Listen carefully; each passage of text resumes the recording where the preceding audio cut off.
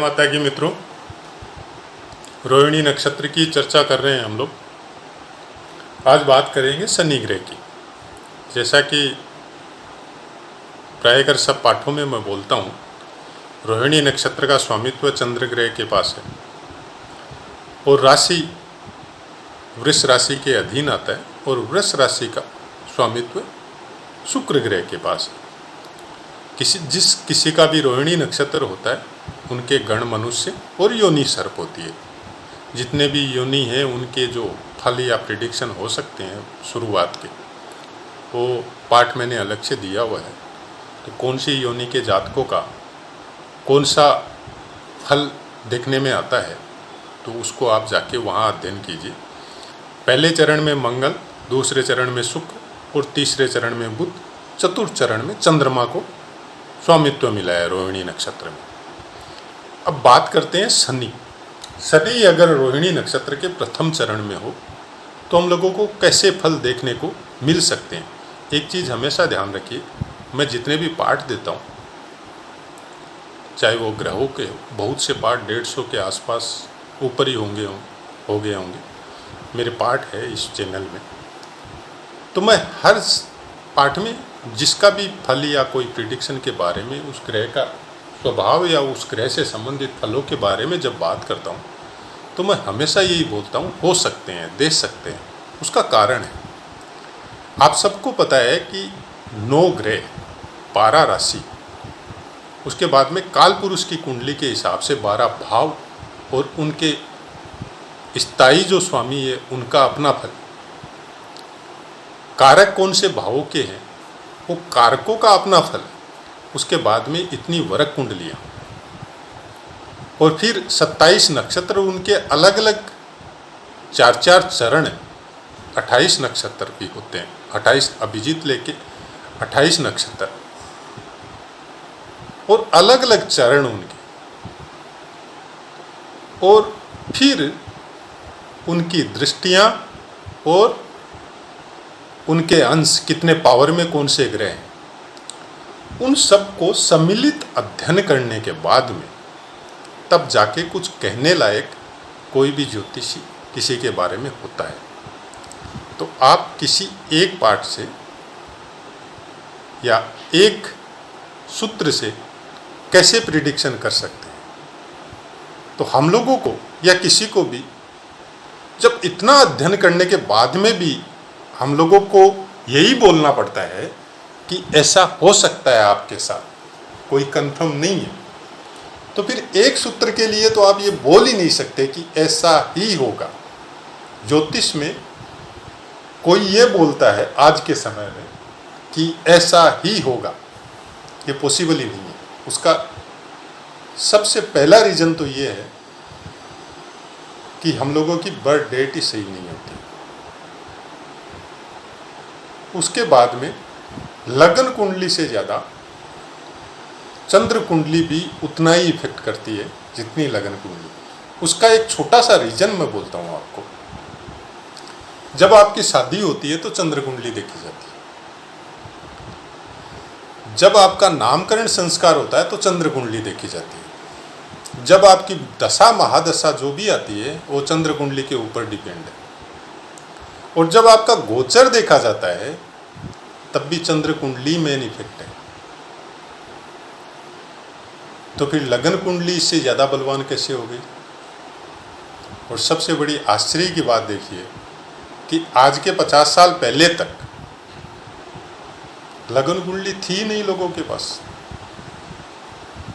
घड़ी का आविष्कार हुए कितना समय हुआ है, उसके पहले तो आप और भी कल्पना करके देखिए। उस समय में, मेरे देखते समय में भी, आप अगर 30 साल 40 साल पहले भी जाएं, तब भी ये ज्योतिष या कुंडली का इतना प्रचार प्रसार नहीं था। कितनी शांति थी, किसी को तो इतना तकलीफ नहीं था। घरों में बहुत संस्कारिक थे आदमी। आज इतना कुसंस्कार क्यों होते जा रहे हैं। उस समय में गांव के जो कर्मकांडी विद्वान होते थे, जिनको पंडित बोल दो आप, उन लोगों को एक बेसिक नॉलेज, जिसके बारे में मैं अभी मेरा चैनल चलाने का मकसद भी यही है। बेसिक नॉलेज होता था, ग्रहों का और राशियों का बेसिक नॉलेज था, लेकिन कर्मकांड का संपूर्ण नॉलेज उन लोगों को होता था। कर्मकांड क्या है? जो हम लोगों के जातक के शुरुआती संस्कार जो प्रदान किए जाते हैं, उस समय में वो पंडित जी बोलते थे या जो भी जानकार विद्वान है वो बोलते थे। वो उस समय के पंडित आज भी, उस समय के कोई ज्योतिष है उनके पास आप अपनी कुंडली लेके जाइए, वो आपके खराब फल ये है ऐसा कभी नहीं बताएंगे।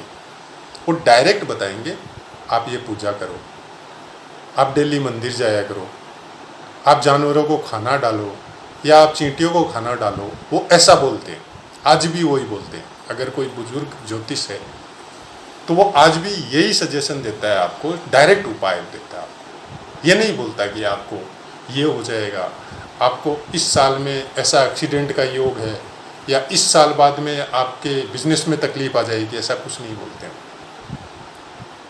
क्यों नहीं बोलते हैं? एक तो जो शिक्षा उन लोगों ने गुरुमुख से सुनी थी या गुरुओं के द्वारा प्राप्त की थी, उस समय के गुरु भी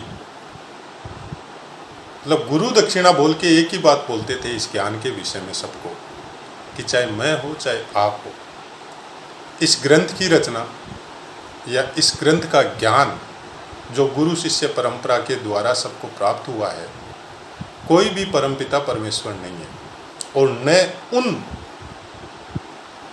महान आत्माओं के समकक्ष है जिन्होंने इस ज्ञान को रचा था। और सही तरीके से जो ज्ञान उन लोगों को था और गुरु शिष्य परंपरा के द्वारा उन्होंने अपने शिष्यों को दिया, एज इट इज उनको जो था एज इट इज वैसा का वैसा आज के समय में है। जो चतुर्थ युग चल रहा है, पहले युग में चालू हुआ था ये ज्ञान, क्या पॉसिबल है? आप अपने ऊपर रिसर्च करके देख लीजिए कि आप अपने बच्चे को कुछ ज्ञान दीजिए और फिर बच्चे को बोलिए कि मैंने जो बोला वो सेम का सेम आप लिख के बताओ, सेम का सेम। आप खुद देखेंगे कि जो आपने बोला उसमें से बहुत कुछ बच्चा भूल चुका है लिखते समय और अपनी तरफ से उसमें कुछ ऐड कर चुका है। वो तो ऐसा ही हुआ है इस ज्ञान के साथ में, आप मानो या नहीं मानो, ये पॉसिबल है आराम से।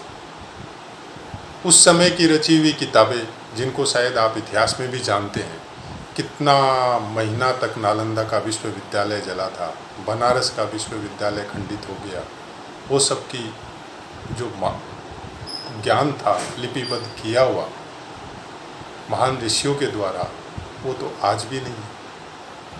उसके बावजूद अगर हम लोग बोलते हैं किसी को कि इस साल ये हो जाएगा, तो मैं फिर उनको कुछ नहीं बोलूँगा, लेकिन आपको इतना ही बोलूँगा कि इस भ्रम से निकले और अपने सत्कर्मों की तरफ ध्यान दें, अपने उस संस्कारों की तरफ ध्यान दें जो उस समय में बच्चे से करवाया जाता था। कि बच्चा जन्म हुआ है, 2-3 साल का हुआ है तो या वो अपनी दादी या मम्मी के साथ मंदिर डेली जाता है, उस पर ध्यान दो। आपको पता है जो बच्चा मंदिर डेली जाता है उसका गुरु ग्रह ऑटोमेटिक ठीक हो जाता है। अगर हम लोग डेली मंदिर में जाते हैं चाहे 2 सेकंड के लिए ही, तो हम लोगों का अगर नीच राशि में गुरु बैठा हुआ है, खराब स्थान का स्वामी भी अगर गुरु है, तो वो ऑटोमेटिक अच्छा हो जाएगा। हम लोग सूर्य उदय के पहले उठते हैं, सूर्य को कलशी देते हैं तो बहुत ही अच्छा बात है। अगर नहीं भी देते हैं, उसके सामने भी अगर हम लोग वर्क करते हैं 10 मिनट भी उगते समय सूर्य के सामने, तो सूर्य ऑटोमेटिक ठीक हो जाता है। ऐसी बहुत सी बातें हैं ग्रहों के बारे में जो हम लोगों के संस्कारों में निर्मित थी। पहले उन लोगों को, हम लोगों के परिवार को, उन लोगों को ज्योतिष का नॉलेज नहीं था, लेकिन संस्कार थे जिसकी वजह से ये जो ग्रहों के जो खराब फल आज मिल रहे हैं, इतनी बहुतायत में मिल रहे हैं, जिसको समाज में हम लोग देख भी रहे हैं, वो उस समय नहीं थे।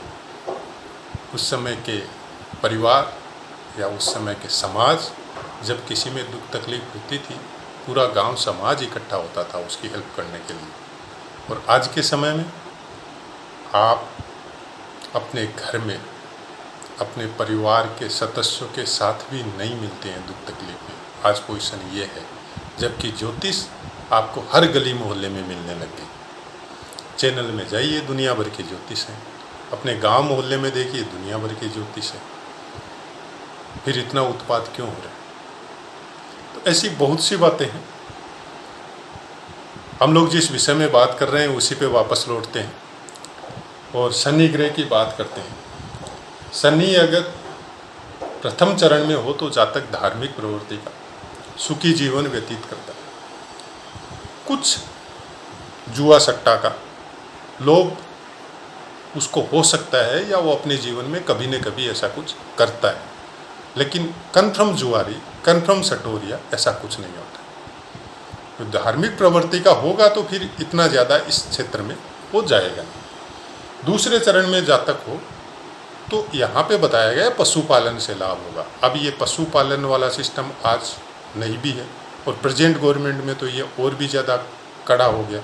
तो इसको अब कैसे देखेंगे?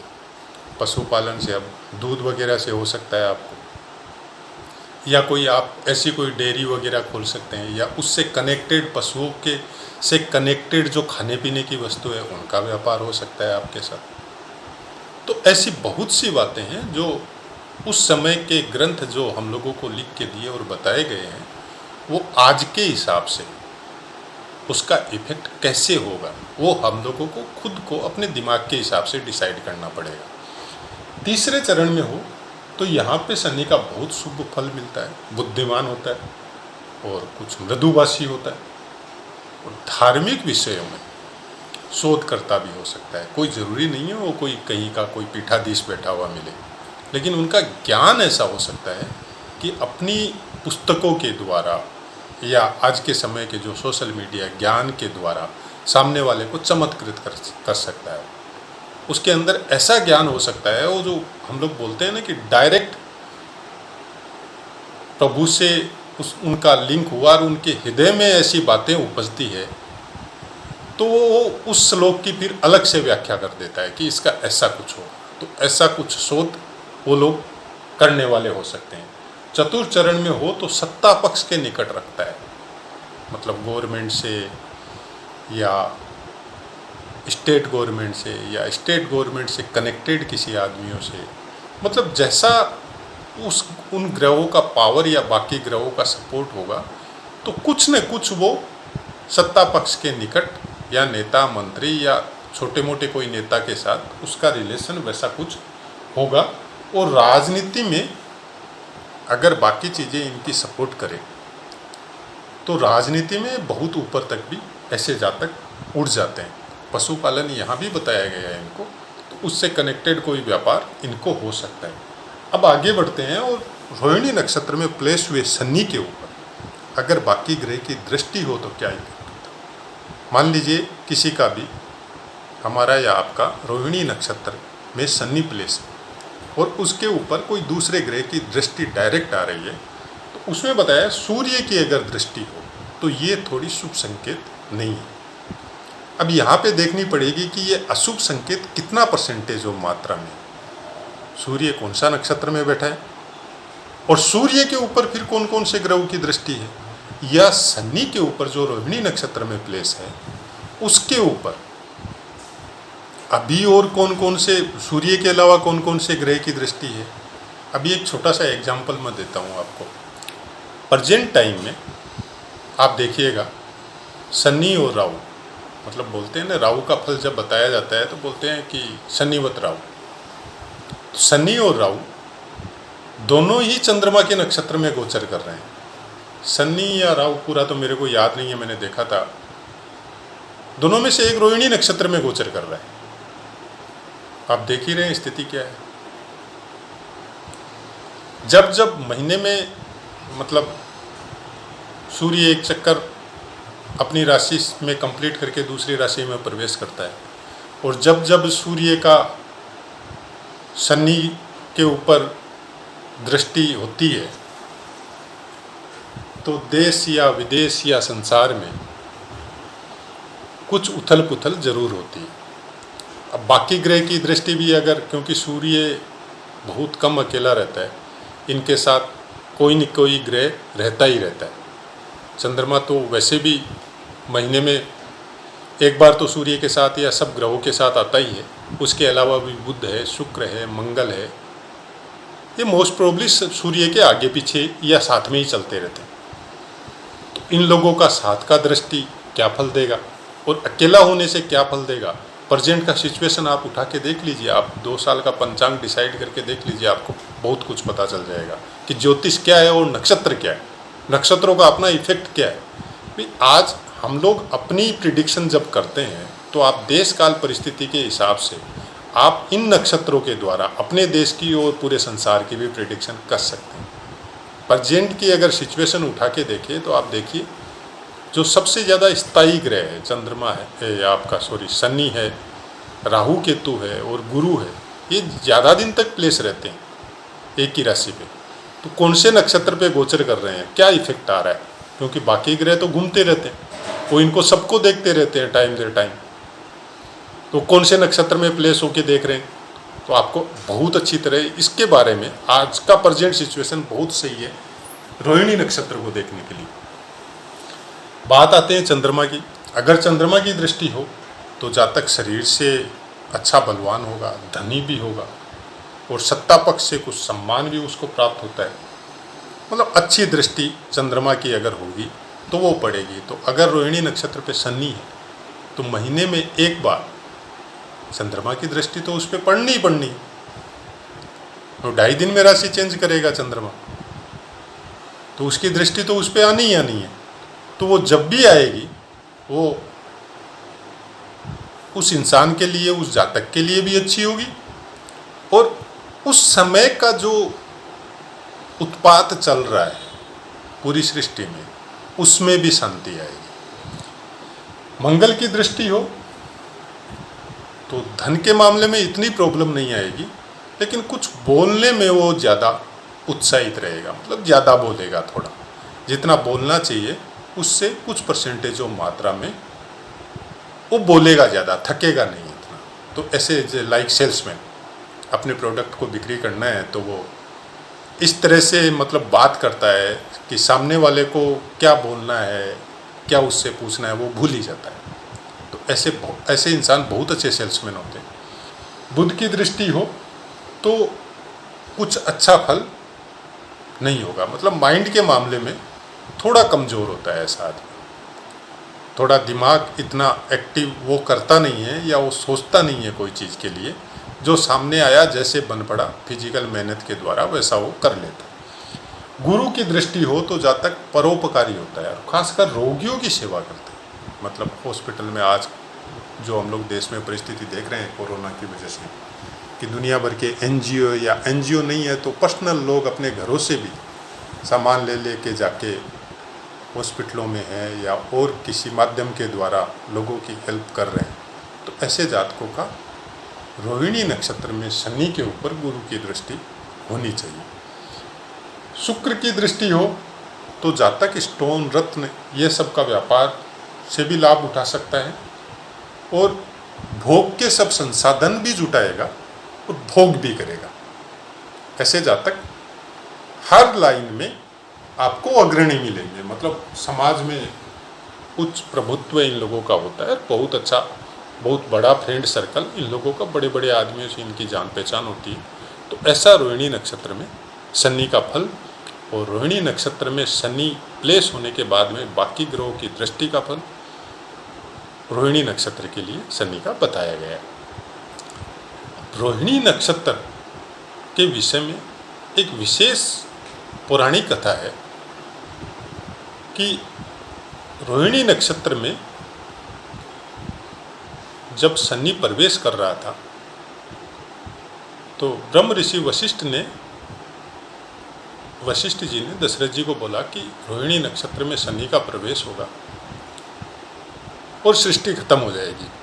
ऐसा कुछ रामचरितमानस, वाल्मीकि रामायण में भी आता है पाठ और पुराणों में भी पढ़ने को मिलता है। तो फिर दशरथ जी शनिदेव को रोकने के लिए गए। शनिदेव को तो रुक नहीं सकते, उनका तो अपना कर्तव्य है, उसका पालन करना ही पड़ेगा। तो दशरथ जी ने फिर उनको रोकने के लिए युद्ध किया और युद्ध में तो जाहिर है कि दशरथ जी एक इंसान थे, हालांकि दिव्य शक्तियाँ थी उनके पास, लेकिन फिर भी शनिदेव का मुकाबला तो नहीं कर सकते, वो मुकाबला तो नहीं कर सके। लेकिन फिर भी वो बार बार मतलब घायल हो रहे हैं और युद्ध कर रहे हैं। तो शनिदेव उनके साथ मतलब लास्ट में इतना घायल हो गए कि अब उनसे उठा नहीं जा रहा है, और शनिदेव थोड़ा आगे निकल गए। तो फिर दशरथ जी बैठ के शनिदेव के लिए एक प्रार्थना श्लोक उन्होंने बोला है, जैसे तांडव स्तोत्र का रचना जो रावण ने किया था, ब्रह्मज्ञानी थे रावण भी, महान पंडित थे, वैसे ही दशरथ जी ने शनिदेव के स्तोत्र की रचना की थी, और वो स्तोत्र का पाठ करने के बाद में शनिदेव उन पर प्रसन्न हुए। बोले आप मांगो मेरे से क्या चाहते हो। बोले प्रभु आप रोहिणी नक्षत्र का वेदन मत करो, आप रोहिणी नक्षत्र में प्रवेश मत करो, नहीं तो सृष्टि का अंत हो जाएगा। शनिदेव ने उनकी प्रार्थना सुनी और वो रोहिणी नक्षत्र के साइड से निकल गए। ये तो उस समय की घटना थी, आज तो युगों का चेंजेज आ गए। आज शनिदेव रोहिणी नक्षत्र में गोचर करते हैं। तो अगर जिनका भी, मेरा बताने का कारण क्या था, लोग बोलते हैं ना कि उपाय क्या है, रेमेडी बताइए। अब हम लोग कैसी रेमेडी में जाते हैं, या रेमेडी बताने के नाम पे जो हम लोगों को भ्रम डाल के या कुछ भी करके जो पैसे का जो दुरुपयोग, या आपके पास पैसा देने की हैसियत ही नहीं है, फिर भी हम लोग कैसे भी करके बंदोबस्त उस उपाय को या भ्रम की वजह से वो करके और पैसे का नुकसान करते हैं। मैं उनके लिए बता रहा हूँ। आज मेरे पास पैसा नहीं है, और मेरा जब ऐसा कोई परिवार में आया तो मैंने वो स्तोत्र का पाठ बताया। मैं खुद भी किया हूँ, बहुत किया इस स्तोत्र का पाठ मैंने भी। चमत्कारिक फल मिलता है। जरूरत है आपकी आस्था और विश्वास। शनिदेव के इस स्तोत्र का पाठ जो महाराज दशरथ जी ने किया था, अगर आम इंसान उनका एक स्लाइट तिल तेल का दीपक जला के और संपूर्ण आस्था और विश्वास के साथ शनिदेव का इस स्तोत्र का पाठ करता है, तो केवल रोहिणी नक्षत्र का ही नहीं, मेरा तो यहाँ तक कहना है कि हर ग्रह का पीड़ा से हम लोग दूर होते हैं, उससे हटते हैं। क्योंकि शनिदेव फिर वो ज्ञान प्राप्त देते हैं इंसान को जिसकी आप कल्पना भी नहीं कर सकते, जिसका प्रत्यक्ष एग्जाम्पल मेरा चैनल है। अब आप विश्वास करो या मत करो, यह आपके ऊपर है, लेकिन विश्वास में जो शक्ति है ना, उससे बड़ी शक्ति इस ब्रह्मांड में कुछ नहीं है। आदमी का जीवन ही बगैर विश्वास के उन्नति नहीं करता है। जब पैदा होता है तो माँ पे, बाप पे, परिवार पे, सब पे विश्वास करते करते ही वो उन्नति की ओर अग्रसर होता है। उसके बाद में आप बिजनेस कर लो, सर्विस कर लो, बगैर विश्वास के तो आपको कोई काम होता ही नहीं। परिवार में है तो फैमिली है, बच्चे हैं, पत्नी है, विश्वास करना ही पड़ेगा आपको। और जो विश्वास नहीं करता है उसका उन्नति बहुत मुश्किल है, होता भी नहीं। विश्वास, अगर आप विश्वास रख के करते हो तो बहुत अच्छी उन्नति है, और मजबूरी में करते हो तो भी उन्नति है, लेकिन उसमें खुद के संस्कारों का पतन होता है। अब वो आपके ऊपर निर्भर है कि आप मेरी बात को किस तरह से लेते हैं, कैसे समझते हैं। मेरे को जो समझ में आया कि शनि देव या कोई भी ग्रह की पीड़ा शनि से संबंधित आपकी है, तो आप महाराजा दशरथ रचित जो स्तोत्र है उसका पाठ कीजिए, आपको बहुत लाभ मिलेगा उससे। बाकी मेरे पाठों के विषय में अगर आपको कुछ पूछना है, कोई सस्पेंस है, आप बेफिक्र होकर कमेंट कीजिए, मैं कोशिश करूँगा उसका आंसर देने की। और कोई नया पाठ, कोई नई चीज़, कोई नई बात आपको ग्रहों से या ज्योतिष से संबंधित कुछ पूछनी है या उसका पाठ बना के देना है, तो आप बोलिए, मैं ज़रूर बना के दूंगा। इसके अलावा बाकी कोई काम छोटे से शब्दों में बता देता हूँ। मैं कोई प्रोफेशनल एस्ट्रो नहीं हूँ, एक आम साधारण आपकी तरह इंसान हूँ जो अपना सर्विस करता है। और कोरोना लॉकडाउन की वजह से, क्योंकि जब भी मेरे को खाली समय मिलता है तो मैं मेरी किताबें या कुंडलियों पे रिसर्च आज तक करता आया हूँ। अब की बार कुछ विशेष खाली समय मिला तो फिर मेरे को पता चला यूट्यूब के द्वारा कि चैनल भी बहुत है, तो कुछ चैनल मैंने भी सुने। थोड़ा मन में थोड़ी तकलीफ़ हुई, उसकी वजह से ही ये चैनल चलाया है मैंने। वही एक कारण था कि भ्रम से हम लोग निकले, जो सही है उसको जाने, और कम से कम ग्रहों की या कुंडलियों की वजह से जो पीड़ा हम लोगों को मिल रही है उसको किस तरह से हम लोग कम कर सकें अपने कर्मों के द्वारा, दिनचर्या के द्वारा। वही एक कारण है कि ये चैनल चलाया है। बाकी मेरा यहाँ पे प्रोफेशनल कोई तरीका नहीं है कुंडली देखने का और का फीस का, ऐसा मैं कुछ नहीं करता। अगर आपको कुंडली दिखानी है तो उसके लिए आप मेरे को माफ़ कीजिए। हाँ, आपका कोई क्वेश्चन है मैं ज़रूर आंसर दूँगा। तो जय माता की मित्रों।